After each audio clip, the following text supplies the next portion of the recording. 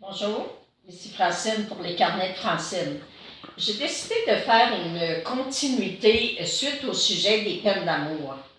J'ai regardé un peu les statistiques et apparemment qu'il y a 60% des suicides chez les garçons qui sont causés par des ruptures. Et il y a beaucoup plus de suicides chez les filles de 12 ans à 15 ans présentement qu'il y en avait dans le temps.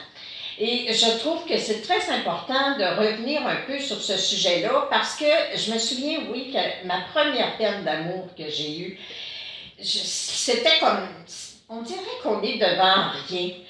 On est devant un vide intérieur, un vide extérieur, on fait le vide autour de nous, on est triste, on rit plus. Et on pense vraiment que c'est la fin du monde et qu'il n'y a pas de portes qui vont s'ouvrir, puis on veut se suicider. Et moi, je me souviens que j'avais écrit une lettre. J'avais écrit dans cette lettre-là comment je me sentais. J'avais écrit une lettre à ma mère et je lui avais dit comment je me sentais, comment que j'étais découragée, comment que les garçons, j'étais pas belle, les garçons me regardaient pas, j'étais pas capable, jamais je connaîtrais l'amour, et que je pensais sérieusement à me suicider. Et puis, j'avais laissé traîner ma lettre parce que je savais que ma mère la verrait puis qu'elle la lirait. Et un soir, je dis à mon petit frère, va dire à maman que je veux lui parler dans ma chambre.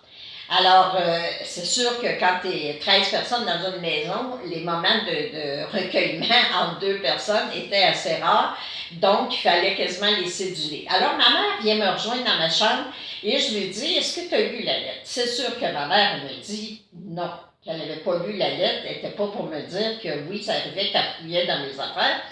Mais là, je lui ai dit à ma mère comment je me sentais, que j'étais en peine d'amour, que j'étais découragée, que je pensais que je ne méritais pas d'être aimée. Puis j'ai répété ce que j'avais dit dans la lettre. Et là, ma mère, elle m'a regardée et elle a dit, si tu savais comment je peux te comprendre. Je me souviens, moi, de mon premier amoureux, puis comment ça m'a-tu fait mal quand on a arrêté de sortir ensemble. Et là, je n'en revenais pas. Je regardais ma mère, qui, pour moi, ma mère, c'est une personne qui est une adulte, une personne qui est vieille, et on ne peut pas s'imaginer que nos parents ont connu les mêmes choses que nous quand on a l'âge qu'on a là présentement.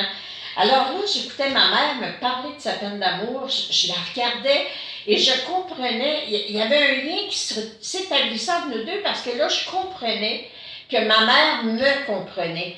Puis je comprenais que ma mère, là, était au courant de ce que je pouvais vivre, puis qu'elle était capable d'en parler avec moi, puis qu'elle était capable de me donner des conseils. Alors, à tous ceux, que vous soyez adolescent, que vous soyez jeune, que vous soyez vieille, que vous soyez jeune, que vous soyez vieux, ça n'a pas d'importance.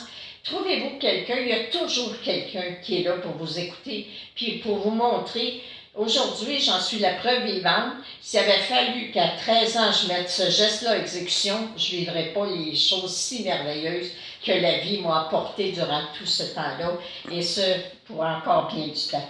Alors, merci de partager. Merci les jeunes de comprendre ce message d'espoir. À la prochaine. Je vous aime. À bientôt.